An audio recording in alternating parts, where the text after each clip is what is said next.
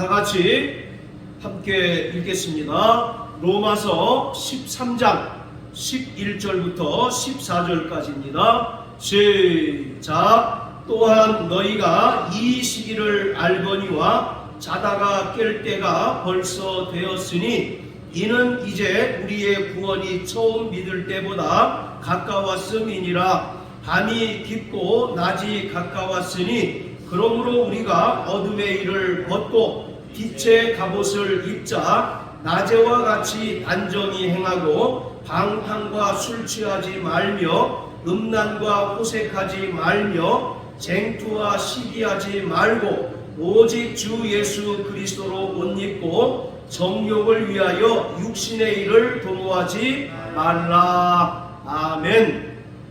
예수 그리스도의 재림을 사모하는 성도들은 깨어 있어야 합니다. 마태복음 24장 42절 43절 그리고 25장 13절에서 예수님께서는 그날과 그 시는 아무도 모르기에 그러므로 깨어 있으라고 말씀하고 있습니다. 자, 그렇다면 깨어 있는다는 것이 과연 무엇일까요? 자기에게 주어진 일상의 삶을 살면서도 하나님의 시간표를 깨닫고 그날을 준비하는 것을 말합니다. 에베소서 5장 16절을 보면 세월을 아끼라 때가 악하다 라고 말씀하고 있습니다. 여기서 이 세월이라고 하는 말은 하나님의 시간을 말합니다. 그리고 아끼다 라고 하는 말은 구원하다, 속량하다 라는 뜻이에요. 그리고 뒤에 나오는 때라고 하는 것은 우리가 쓰는 이 시간을 말하고 있습니다. 그러니까 인간의 시간 속에서 하나님의 시간을 구원하라는 뜻이에요. 이게 무슨 뜻이겠습니까? 인간의 시간 속에서 하나님의 시간을 구원하라. 이것은 바로 우리가 일상의 삶을 살면서도 시대의 표적을 분별하고 또 하나님의 시간표를 깨닫고 그 뜻에 따라 살아가는 것을 말하고 있습니다. 우리 믿는 자라 할지라도 불신자들과 크게 다름이 없는 삶을 살아가고 있습니다. 누구에게나 하루는 24시간 똑같이 주어져 있어요. 그런데 불신자들은 이 24시간의 시간을 자기를 위하여 그리고 이 땅에 썩어질 것을 위하여 사용하고 있습니다.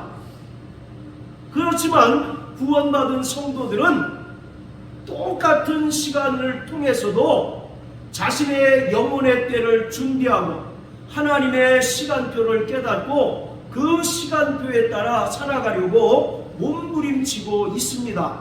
이것이 세월을 아끼라 때가 악하다라고 하는 말의 온전하신 뜻이에요. 우리가 하나님의 말씀인 성경을 근거해서 시대의 표적을 분별하고 거룩한 행실과 경건함으로 하나님의 나라가 임하기를 간절히 사모하는 자가 되어야 합니다. 우리가 하나님의 말씀인 성경을 깊이 참고하고 또 성령으로 기도할 때 하나님께서는 우리에게 합당한 영감을 주셔서 시대의 표적을 분별할 수 있게 하시고 또 하나님의 시간표를 알게 해 주십니다. 마태복음 16장 3절을 보면 바리새인들이 예수님께 찾아와서 당신이 메시아인 표적을 우리에게 보여주소서라고 요청하자 예수님께서 그들을 책망하십니다. 자, 우리 마태복음 16장을 다 같이 한번 보십시오. 마태복음 16장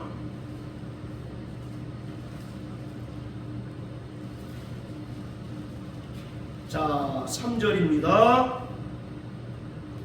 자, 1절부터 우리 3절까지 한번 읽어보겠습니다. 시작. 바리새인과 사두개인들이 와서 예수를 시험하여 하늘로서 오는 표적 보이기를 청하니 예수께서 대답하여 가라사대 너희가 저녁에 하늘이 붉으면 날이 좋겠다 하고 아침에 하늘이 붉고 흐리면 오늘은 날이 굳겠다 하나니 너희가 천기는 분별할 줄 알면서 시대의 표적은 분별할 수 없느냐. 바로 바리새인과 사두개인들을 향하여 예수님께서 너희가 천기는 분별할 줄 알면서 어떻게 시대의 표적을 분별하지 못하느냐 라고 책망하고 있습니다. 이처럼 바로 우리가 하나님의 말씀을 깊이 묵상하고 또 성령으로 기도하면 하나님께서는 합당한 영감을 주셔서 시대의 표적을 분별할 수 있게 하시고 또 하나님의 시간표를 깨닫게 해 주십니다. 그러므로 예수님의 재림을 사모하는 구원받은 성도들은 항상 깨어있는 자가 되어야 합니다. 자, 다시 로마서 13장으로 돌아가서요. 자, 로마서 8장과 오늘 본문은 바울이 로마서에서 말하는 종말론입니다. 자, 먼저 로마서 8장을 한번 다 같이 보십니다.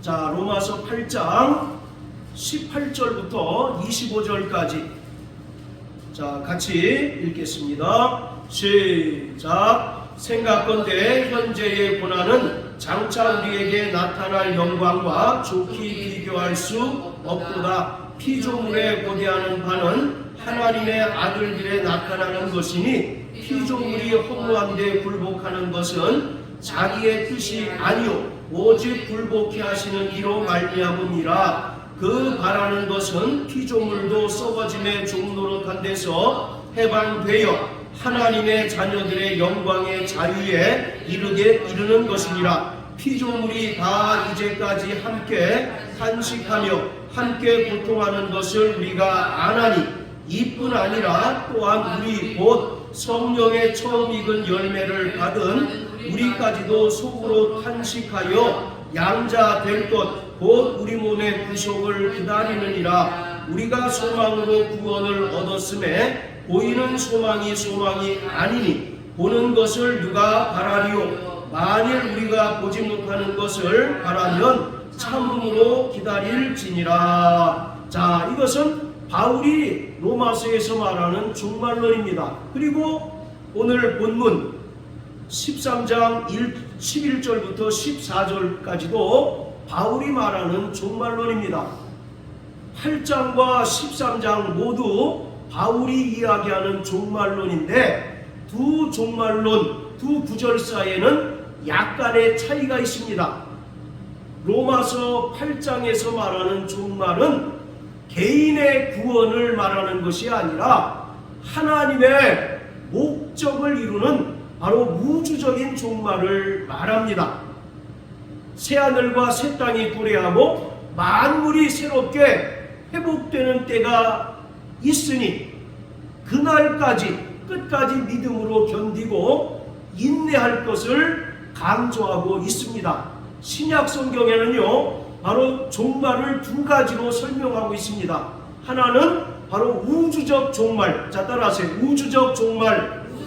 네, 이것은 주님의 재림 그리고 새하늘과 새 땅이 도래하고 최후의 심판을 거쳐서 영생과 영벌에 처해지는 것을 말합니다. 이것이 바로 신약 성경에서 말하는 두 가지 종말 중에 첫 번째 우주적 종말이에요. 그리고 또 하나 종말은 바로 개인적인 종말입니다. 이것은 바로 각 개개인의 육체적인 죽음 그리고 영생과 부활에 관한 말씀을 말하고 있습니다. 따라서 로마서 8장에서 말하는 종말은 바로 우주적 종말을 말하고 있습니다. 그래서 최종적으로 하나님의 목적이 성취되는 우주적인 종말 그리고 새하늘과 새 땅이 도래하고 하나님께서 아담의 죄로 말미암아 깨어졌던 그 창조의 질서를 다시 회복하는 그 우주적인 종말을 말하고 있습니다. 반면에 오늘 본문인 로마서 13장 11절부터 14절까지의 말씀은 개인적인 종말을 말합니다. 주님의 재림을 사모하는 구원받은 성도들이 이 땅에서 살아내야 하는 거룩한 삶을 강조하고 있습니다. 사도 바울은 예수 그리스도의 출입으로 말미암아 이 땅에 이미 종말이 시작되었다라고 말씀하고 있습니다. 사람들은 일반적으로 종말 그러면 먼 미래적인 사건으로 이해하지만 성경은 예수님께서 2000년 전 유대 땅 베들레헴에 오심으로써 이미 종말이 시작되었음을 말하고 있습니다. 이처럼 예수님의 출임으로 종말이 이미 시작되었고 종말은 아직 완성되지 아니하였고 예수님의 영광스러운 재림으로 말미암아 최종적으로 완성이 될 것입니다. 그리고 구원받은 성도들은 이미 시작된 종말과 아직 완성되지 못한 그 종말 사이에서 살아가고 있는 것이에요. 그러니까 바로 종말과 천국, 하나님의 나라는 현재적이면서 동시에 미래적인 성격을 띠고 있습니다. 이것은 우리가 받은 구원도 그렇고 또 부활도 마찬가지고 영생도 마찬가지입니다. 우리 보통 영생 그러면 하나님 나라에서 받는 것으로 생각하지만 로마서 5장은 뭐라고 말씀합니까? 영생을 이미 얻었다라고 말씀하고 있어요. 그리고 구원도 이미 얻었고 우리가 또 부활도 이미 얻은 자다라고 말씀하고 있어요. 이처럼 성경은 바로 이미와 아직이라고 하는 두 개념으로 종말과 하나님의 나라 그리고 성도들의 구원 그리고 부활과 영생을 설명하고 있습니다. 우리는 이미 구원을 받은 자입니다. 할렐루야. 그리고 또 장차 말세에 나타내기로 예비된 그 구원을 얻기 위하여 이 땅에서 살아가고 있는 것이에요. 자, 오늘 본문을 통해서 사도 바울은 성도들의 구원의 전 과정, 즉 칭의와 성화와 영화의 구원을 설명하고 있습니다. 구원받은 성도들은 이 세 가지 구원의 전 과정을 거치도록 되어 있습니다. 제일 먼저 바로 칭의의 구원입니다. 그리고 두 번째로는 성화의 구원, 그리고 세 번째로는 영화의 구원인 것이죠. 그래서 이 땅에서 구원받은 성도들은 최종적인 영화의 구원에 이르기 위하여 이 땅에서 철저히 나그네의 삶을 살아가고 있습니다. 또 순례자의 삶을 살아가고 있어요. 그래서 사도 바울은 바로 11절 12절에서 지금은 자다가 깰 때이다 라고 말합니다. 그리고 우리의 구원이 처음 믿을 때보다 가까웠다라고 말씀하고 있습니다. 그렇기 때문에 결론적으로 14절에서 오직 주 예수 그리스도로 옷 입어야 한다라고 말씀하고 있습니다. 자, 우리 11절 12절 다시 한번 읽어보겠습니다. 시작. 또한 너희가 이 시기를 알거니와 자다가 깰 때가 벌써 되었으니 이는 이제 우리의 구원이 처음 믿을 때보다 가까웠음이라. 밤이 깊고 낮이 가까웠으니 그러므로 우리가 어둠의 일을 벗고 빛의 갑옷을 입자. 자, 11절을 보면 우리의 구원이 처음 믿을 때보다 가까웠다라고 말합니다. 여기서 말하는 처음 믿을 때라고 하는 것이 바로 칭의의 구원을 말합니다. 자, 따라하세요. 칭의의 구원. 칭의의 구원. 네, 바로 이 칭의의 구원이라고 하는 것은 우리가 주 예수께서 베푸신 그 은혜를 믿음으로 말미암아 하나님 아버지께서 우리를 의롭다 칭하신 것을 말하고 있습니다. 이것은 바울이 말하는 가장 핵심적인 가르침이에요. 이신칭의, 믿음으로써 의롭다 칭함을 얻는다라는 것입니다. 이것이 바로 칭의의 구원이에요. 우리는 이 칭의의 구원을 통해서 바로 영적인 신분의 변화를 얻게 되었습니다. 우리가 과거에는 본질상 진노의 자녀였고 마귀에게 속하여 죽기를 두려워하는 죄의 종노릇하는 자들이었습니다. 그런데 우리가 그 은혜를 믿음으로 말미암아 하나님 아버지께서 우리를 의롭다 칭해 주심으로 우리의 신분이 하나님의 자녀가 되었습니다. 또 로마서 8장 17절의 말씀처럼 하나님의 후사가 되었어요. 바로 이 후사라고 하는 말은 상속자라는 뜻입니다.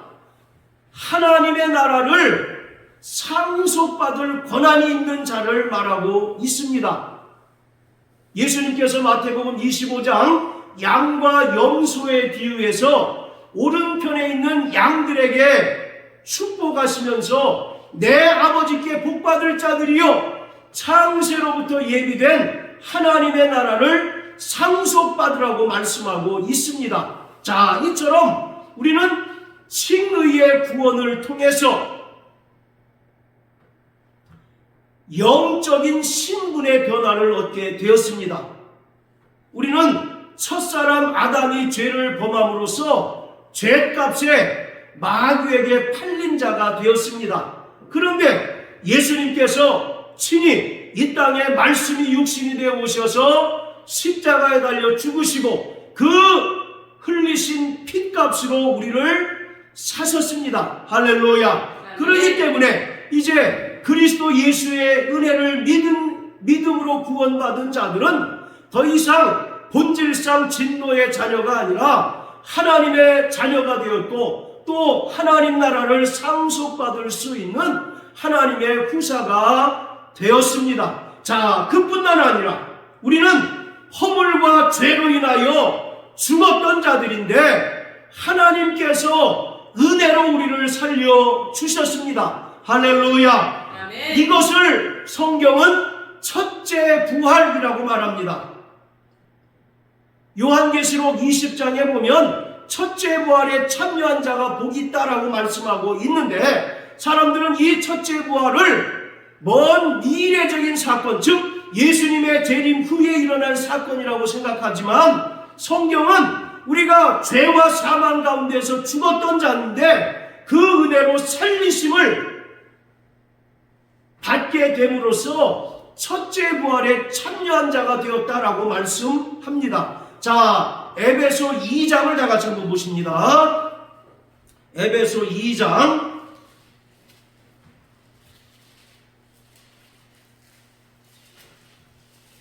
자 1절부터 6절까지 우리 고요한 형제 한번 큰 소리로 읽어주십시오. 너희의 허물과 죄로 죽었던 너희를 살리셨도다. 그때 너희가 그 가운데서 행하여 이 세상 풍속을 좇고 공중의 권세 잡은 자를 따랐으니 곧 지금 불순종의 아들들 가운데서 역사하는 영이라. 전에는 우리도 다 그 가운데서 우리 육체의 욕심을 따라 지내며 육체와 마음에 원하는 것을 하여 다른 이들과 같이 본질상 진노의 자녀이었더니 긍휼에 풍성하신 하나님이 우리를 사랑하신 그 큰 사랑으로 인하여 허물로 죽은 우리를 그리스도와 함께 살리셨고 너희가 은혜로 구원을 얻은 것이라. 또 함께 일으키사 그리스도 예수 안에서 함께 하늘에 앉히시니. 예, 자 1절 보세요. 너희의 허물과 죄로 죽었던 너희를 어떻게 하셨다고요? 살리셨다. 여기서 살리셨다는 게 뭡니까? 부활을 말하고 있습니다. 그러니까 우리는 이미 첫사람 아담의 죄로 말미암아 영적 죽음을 당한 자라는 거예요. 성경에서는 바로 죽음을 세 가지로 설명하고 있습니다. 첫 번째가 바로 영적인 죽음이에요. 첫사람 아담이 죄를 범함으로써 아담 안에 속한 모든 인간이 영적 죽음을 맞이하게 되었습니다.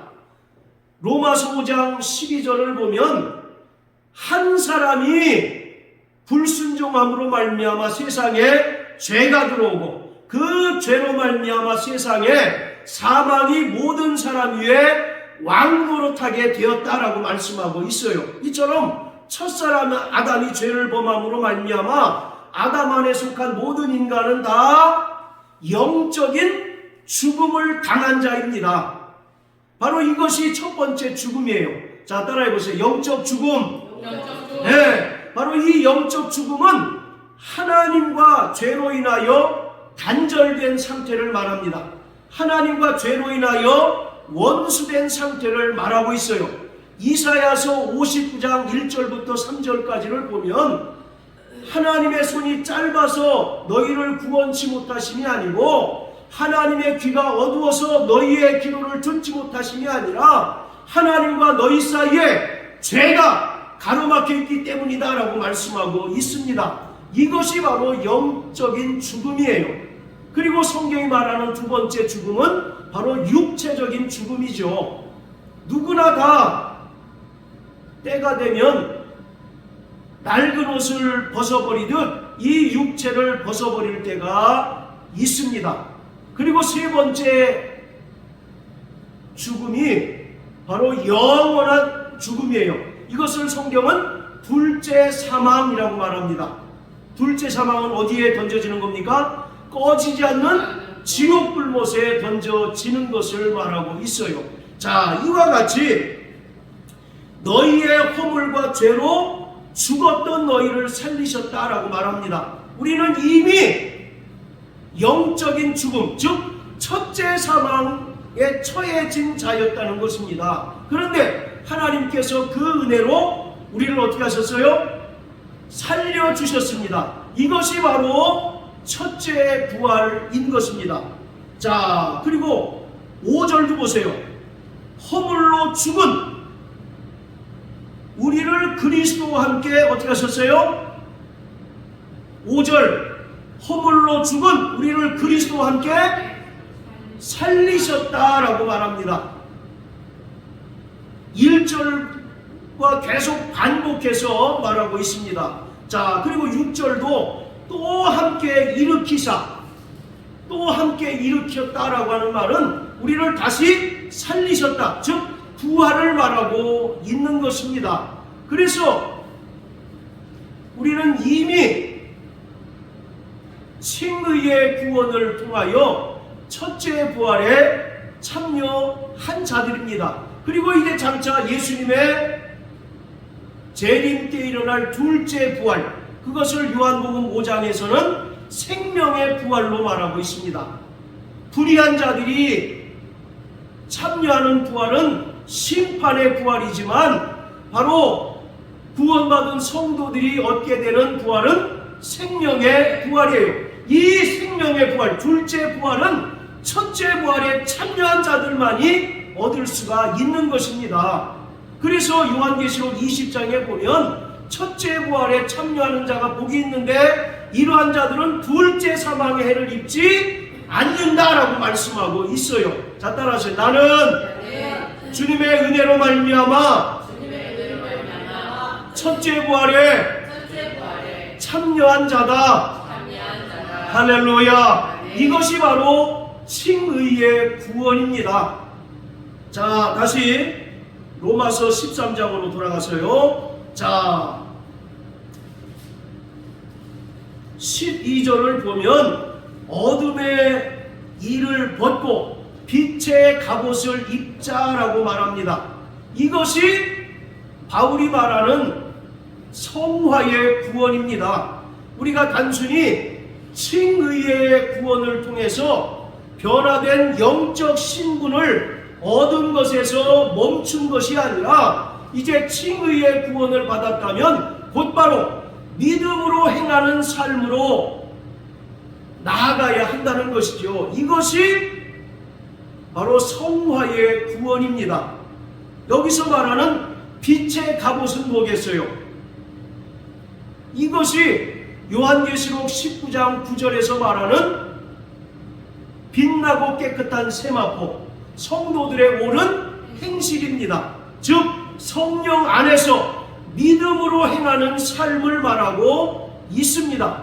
마태복음 22장에서 바로 혼인잔치에 비유해서 예복을 입지 않은 자가 쫓겨나서 바깥 어두운데 내어 쫓겨서 슬피 울며 이를 갈미 있었던 것처럼 바로 빛의 갑옷을 입은 자라야 영화의 구원 또 어린 양의 혼인잔치에 참여할 수가 있는 것입니다. 할렐루야. 그래서 사도 바울은 이제 칭의의 구원을 받은 자들은 어둠의 일을 벗어버리고 빛의 갑옷을 입어야 한다라고 명령하고 있습니다. 여기서 어둠의 일이라고 하는 것은 13절에서 말하는 6가지 죄들을 가리키고 있습니다. 13절 다 같이 한번 읽으세요. 시작. 낮에와 같이 단정히 행하고 방탕과 술 취하지 말며 음란과 호색하지 말며 쟁투와 시기하지 말고. 13절에서 말하는 죄가 모두 몇 가지입니까? 한번 세보십시오. 6가지죠. 이 6가지 6이라고 하는 숫자에 특별한 의미가 담겨져 있어요. 여기 표시해 놓으시고 민수기 11장 한번 다 같이 보십시오. 민수기 11장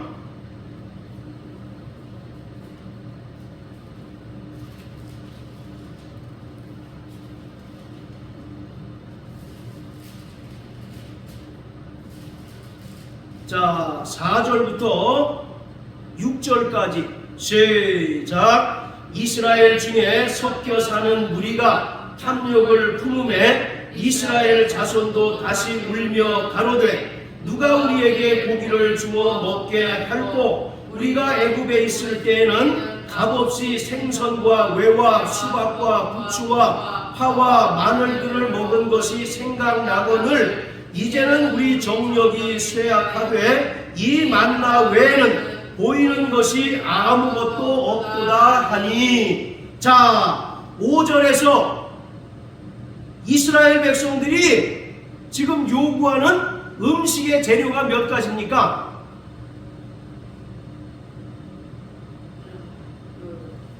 생선과 오이와 수박과 부추와 파와 마늘을 먹은 것이 생각나거늘. 모두 6가지죠.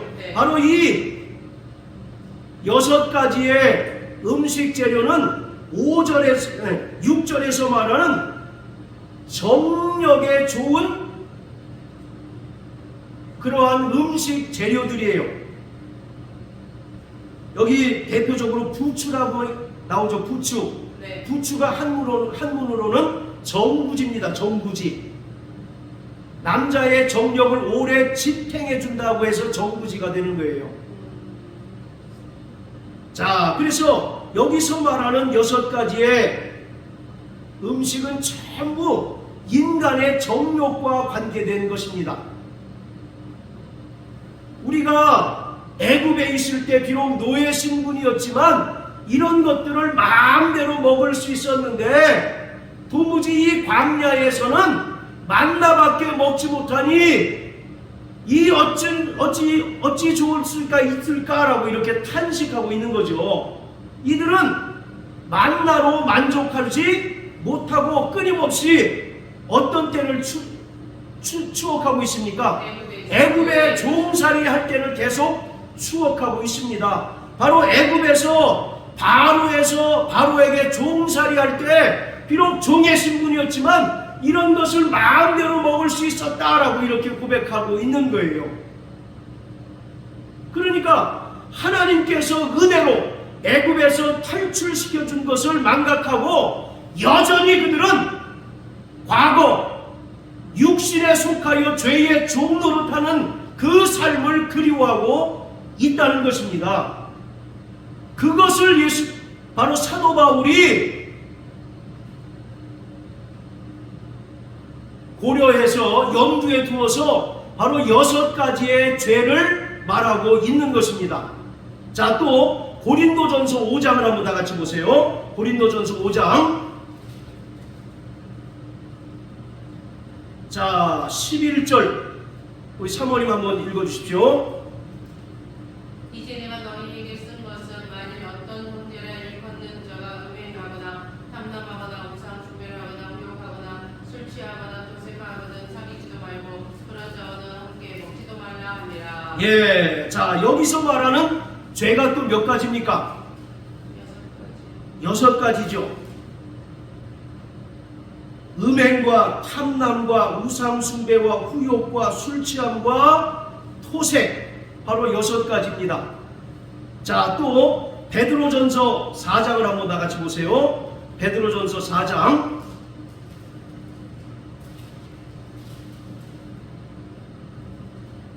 자, 3절입니다. 시작. 너희가 음란과 정욕과 술취함과 방탕함과 연락함과 무법한 우상숭배를 하여 이방인의 뜻을 조차 행한 것이 지나간 때가 족하도다. 자, 죄가 모두 몇 가지가 나옵니까? 6가지입니다.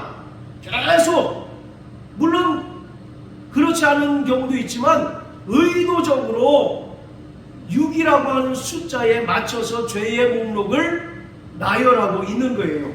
바로 이 6이라고 하는 숫자는요, 인간을 가리킵니다. 7이라고 하는 숫자는 하나님의 완전수로서 하나님을 상징합니다. 그래서 이 6이라고 하는 것은 완전수인 7의 하나가 모자란 불완전한 숫자. 그래서 바로 이 6이라고 하는 숫자는 인간을 가리키고 또 인간의 정욕을 상징적으로 나타내고 있는 거예요. 그래서 민수기 11장 그리고 계속 우리가 읽었던 몇 개의 구절들을 통해서 사도 바울과 베드로는 죄의 목록을 6개로 나열하고 있습니다. 죄가 딱고 6개밖에 없다는 의미가 아니라 인간이 짓는 모든 죄를 대표적으로 6개로 설명하고 있는 것입니다. 자, 다시 로마서 13장으로 돌아가서, 자, 이와 같이 칭의의 구원을 받은 자가 다시 육체의 정욕에 끌려 이와 같이 6개의 죄를 범하는 죄의 종로로 가지 말고 바로 이제 빛의 갑옷을 입어야 한다라고 바울은 말하고 있습니다. 에베소서 5장 18절을 보면 술 취하지 말라. 이는 방탕한 것이니 오직 성령의 충만을 받으라. 사모님 저 에어컨 좀 작게 좀 해주면 뜨거워서. 자, 에베소 5장 18절을 보면 술 취하지 말라. 이는 방탕한 것이니 오직 성령의 충만을 받으라고 말합니다. 여기서 이 방탕이라고 하는 말은 구원을 상실하다라는 뜻이 있어요. 단순히 술 취하는 것이 문제가 아니라 술 취하는 것을 대표로 예로 들고 있습니다. 즉 구원받은 성도들이 이제는 하나님의 뜻을 따라 성화의 삶을 살아야 함에도 불구하고 다시 예전처럼 육신에 끌려 육체의 종로로 타며 육체의 정욕에 끌려 반복적으로 습관적으로 죄를 짓게 된다는 것을 말합니다. 그러면 이러한 자들은 구원을 상실할 수가 있다라고 바울은 말하고 있는 것입니다. 그래서 사도 바울은 로마서 13장에서 방탕과 술 취함과 음란과 호색과 쟁투와 이 시기인 어둠의 일을 벗어버리고 빛의 갑옷을 입어야 한다라고 말씀하고 있습니다. 우리는 이미 주님으로부터 새로운 영적 신분을 부여받은 자요, 이제 과거와 같이 육신에 끌려 사는 사람이 아닙니다. 광야에 살아가는 이스라엘 백성처럼 여전히 광야 생활을 하지만 애굽에 고국에서의 삶을 추억하고 그때가 차라리 좋았을 터인데 공연히 내가 예수를 믿어서 헛고생을 한다라고 불평하고 원망하는 자가 결코 되어서는 안 된다는 것을 말하고 있습니다. 그래서 오직 바울은 어둠의 일을 벗어버리고 뭘 입으라고요? 빛의 갑옷을 입으라고 말씀합니다. 하나님의 영광을 나타내고 하나님의 영광을 드러내는 빛된 삶을 살아가야 한다라고 분명하게 말씀하고 있습니다. 자, 그리고 11절을 보면 우리의 구원이 처음 믿을 때보다 가까웠다라고 말합니다. 여기서 말하는 구원은 영화의 구원입니다. 자, 따라하세요. 영화의 구원. 영화의 구원. 네, 바로 이 영화의 구원은 최종적인 완성의 구원을 말합니다. 바울은 종종 우리의 구원을 미래 시제로 설명하고 있는데 바로 이 미래 시제로 설명하는 구원은 최종적인 구원, 즉 영화의 구원을 말하고 있습니다. 자, 베드로전서 1장을 다 같이 한번 보십니다. 베드로전서 1장.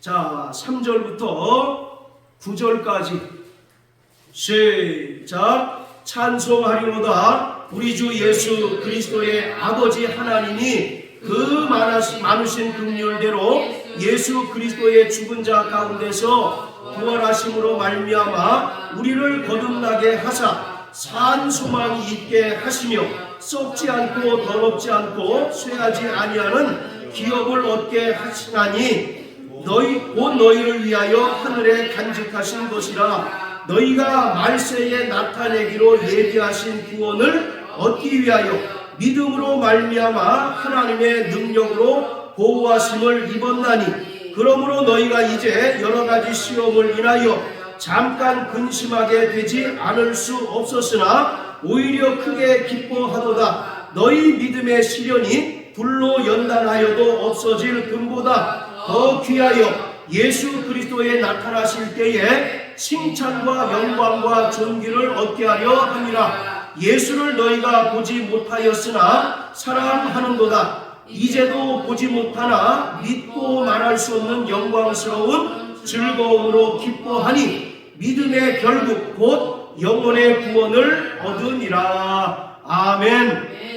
자, 5절을 보세요. 너희가 말세에 나타내기로 예비하신 구원을 얻기 위하여. 우리는 이미 구원을 얻은 자입니다. 그렇죠? 그런데 베드로는 말세에 나타내기로 예비하신 구원이라고 말합니다. 이것이 바로 영화의 구원입니다. 그리고 9절도 보세요. 믿음의 결국 곧 영혼의 구원을 받음이라. 즉 최종적인 영화의 구원을 얻게 될 것을 말씀하고 있습니다. 따라서 구원받은 성도들은 칭의의 구원과 성화의 구원, 또 최종적인 영화의 구원을 얻게 될 자입니다. 그 가운데 구원받은 성도들은 바로 이제 성화의 삶을 이 땅에서 살아가고 있는 것이에요. 자, 다시 로마서 13장으로 돌아갑니다. 바울은 계속해서 밤이 깊고 낮이 가까웠다라고 말합니다. 자, 그리고 어둠의 일을 벗고 빛의 갑옷을 입으라고 말합니다. 낮과 밤을 비교하고 어둠과 빛을 계속해서 비교하고 있어요. 여기서 밤과 어둠이라는 것, 어둠은 무엇을 얘기를 할까요? 바로 죄를 말하고 있습니다. 그리고 육신의 정욕에 끌려 살아가는 것을 말하고 있고, 또 마귀에게 지배당하는 삶을 말하고 있습니다. 그래서 바울은 밤이 깊고 낮이 가까웠다라고 말합니다. 밤이 깊었다는 것은 그만큼 악이 성하고 죄악이 관영하다라는 것을 말하고 있어요. 그런데 우리가 감사한 것은 밤이 깊으면 깊을수록 뭐가 가깝습니까? 아침이 가깝죠. 밤이 깊으면 깊을수록 아침이 가깝듯이 밤이 깊고 낮이 가까웠다는 것은 그만큼 주님께서 오실 때가 가까웠다는 것을 말하고 있습니다. 그만큼 주님께서 영광 중에 다시 오실 때가 가까웠다라고 말하고 있는 거예요. 그래서 사도 바울은 너희가 자다가 깰 때가 벌써 되었다라고 말씀합니다. 지금은 잘 때가 아니라는 거죠. 지금은 깨어 있어야 된다는 겁니다. 죄의 깊은 잠에 빠져 있다가는 그 영혼이 주님의 그 영광의 때를 만나지 못할 수도 있다라는 사실을 사도 바울은 분명하게 경고하고 있습니다. 자, 반대로 낮과 빛이라고 하는 것은 뭘 얘기를 합니까? 예수님께서는 이 땅에 세상에 빛으로 오셨어요. 그렇기 때문에 우리가 낮에 속했다, 또 빛에 거한다라고 하는 말은 이 세상에 빛으로 오신 예수 그리스도로 말미암아 생명에 거하고 또 진리 안에 거하는 자들을 말하고 있습니다. 할렐루야. 네. 자, 그러면서 마지막으로 사도 바울은 결론적으로 주 예수 그리스도로 옷 입고 정욕을 위하여 육신의 일을 도모하지 말라고 말합니다. 자, 따라하세요. 나 영혼아, 주 예수 그리스도로 옷 입자. 주 예수 그리스도로 옷 입자. 자, 주 예수 그리스도로 옷 입는다는 것은 바로 우리가 침례를 받은 자라는 것을 말하고 있습니다. 자, 갈라디아서 3장을 다 같이 보십시오. 갈라디아서 3장.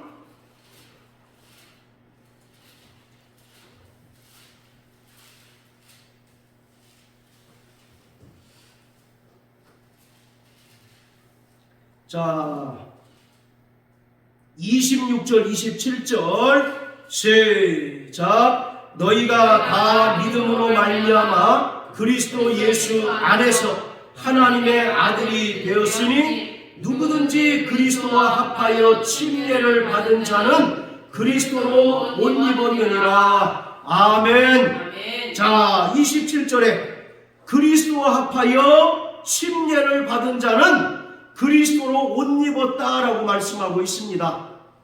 우리는 예수님을 나의 구세주로 고백하는 순간 주님의 명령에 순종해서 침례를 받습니다.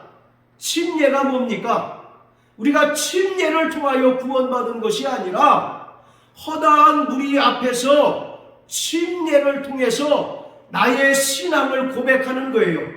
과거에는 우리가 내가 주인 돼서 내 임의대로 살았지만 이제 침례받은 자는 과거 첫사람 아담 안에 속한 자는 장사 지낸 바 되었으니 이제는 선한 양심을 따라서 하나님의 뜻대로 살겠습니다라고 하는 신앙 고백이 바로 침례인 것입니다.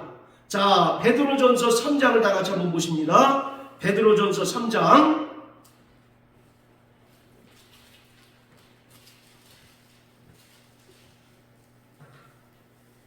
자, 21절 시작. 물은 예수 그리스도의 구원하심으로 말미암아 이제 너희를 구원하는 편이 곧 침례라. 육체의 더러운 것을 제하여 버림이 아니요 오직 선한 양심이 하나님을 향하여 찾아가는 것이라. 우리가 침례를 받음으로 구원받은 것이 아니죠.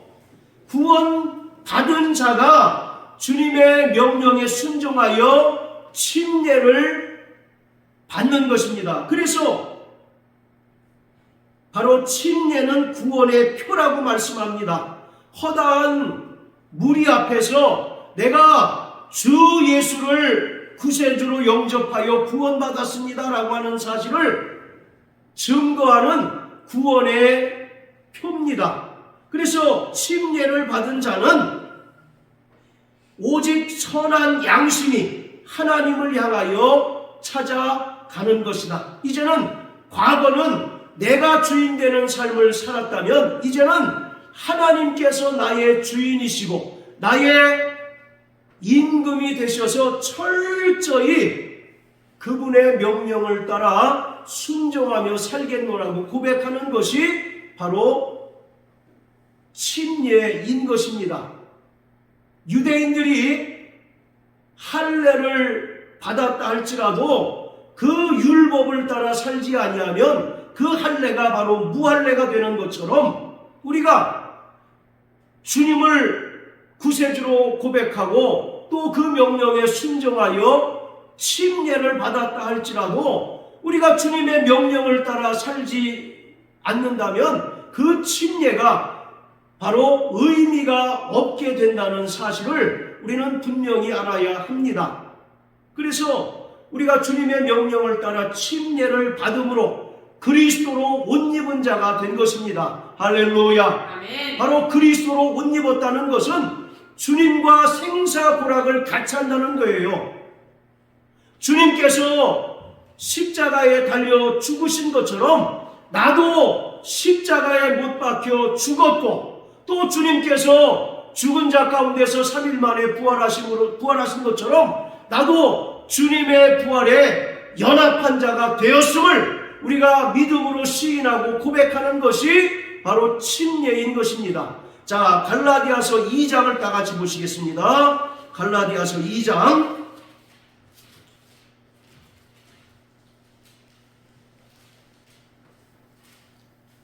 자, 20절 시작. 내가 그리스도와 함께 십자가에 못 박혔나니 그런즉 이제는 내가 산 것이 아니요 오직 내 안에 그리스도께서 사신 것이라. 이제 내가 육체 가운데 사는 것은 나를 사랑하사 나를 위하여 자기 몸을 버리신 하나님의 아들을 믿는 믿음 안에서 사는 것이라. 할렐루야. 자, 내가 그리스도와 함께 십자가에 못 박혔다라고 말씀하고 있습니다. 예수님께서 십자가에 못 박혀 죽으신 것처럼 침례받은 자는 나도 주님과 함께 십자가에 못 박혔고 또 주님께서 죽은 자 가운데서 3일 만에 부활하셨듯이 내가 주님의 부활에 연합한 자입니다 라고 고백하는 것이 바로 침례인 것입니다. 그래서 바로 이 침례는 예수님과 생사고락을 같이 하는 것입니다. 예수님의 죽음이 곧 나의 죽음이고 예수님의 부활이 곧 나의 부활인 것입니다. 자, 따라하세요. 예수님의 죽음이 나의 죽음이고 예수님의 부활이 나의 부활이다. 할렐루야. 이와 같이 침례를 받음으로 주님과 생사고락을 같이 하는 자들은 더 이상 죄의 종노릇해서는 안 됩니다. 우리는 과거에 본질상 진노의 자녀로서 마귀에게 속하여 죄의 종노릇하며 자기의 육체의 정욕에 끌려 살았던 자들이었지만 이제 그 은혜를 믿음으로 말미암아 구원받고 하나님의 자녀가 되고 또 하나님 나라를 상속받는 하나님의 후사가 되었기 때문에 이제는 과거와 같은 삶을 청산하고 철저히 주님이 나의 임금 되시고 주인 되시는 삶을 살아내야 하는 것입니다. 할렐루야. 그것이 바로 그리스도로 옷 입는다는 말의 뜻입니다. 그럴 때 우리는 성령의 열매를 맺을 수 있습니다. 그럴 때 우리는 바로 빛의 열매를 맺을 수 있습니다. 그럴 때 우리는 포도나무이신 예수님과 연합하여 많은 과실을 맺음으로 하나님 아버지께 영광을 돌릴 수 있게 되는 것이에요. 요한복음 15장에 예수님께서 나는 포도나무요 너희는 가지니라고 말씀합니다. 바로 그 가지가 포도나무에 붙어 있다는 것은 우리가 그리스도로 옷 입었다는 것을 말하고 있습니다. 그럴 때 우리는 내 육체의 정욕대로 살 수가 없어요.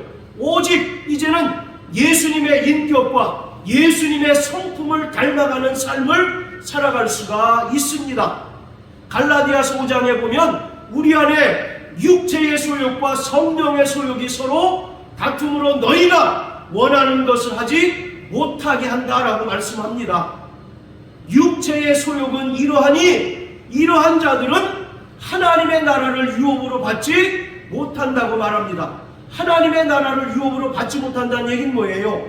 영화의 구원에 이를 수 없다는 거죠. 쉽게 얘기해서 천국에 들어갈 수 없다는 얘기 아닙니까? 그러나 성령의 소욕은 이러하니, 그러면서 갈라디아서 5장 22절 23절에 보면 9가지 성령의 열매들이 나옵니다. 이 성령의 열매는요, 인간의 성품이 아니라 예수님의 성품과 인격을 말하고 있는 겁니다. 그러니까 성화의 삶을 살아가는 자들은 바로 그리스도로 옷 입은 자요, 또 성령의 인도함을 받는 자로서 우리의 삶 가운데서 철저히 성령의 열매를 맺게 됩니다. 그러므로 하나님 아버지께 영광을 돌릴 수가 있게 되는 것입니다. 사랑하는 성도 여러분, 오늘 로마서 13장의 말씀과 같이 바로 우리가 자다가 깰 때가 벌써 되었습니다. 그리고 우리의 구원이 처음 믿을 때보다 더 가까웠습니다. 이제 한 해가 지나고 새해가 온다는 것, 바로 이것은 우리가 주님 앞에 서야 될 때가 조금 더 가까웠다는 것을 의미하고 있는 것입니다.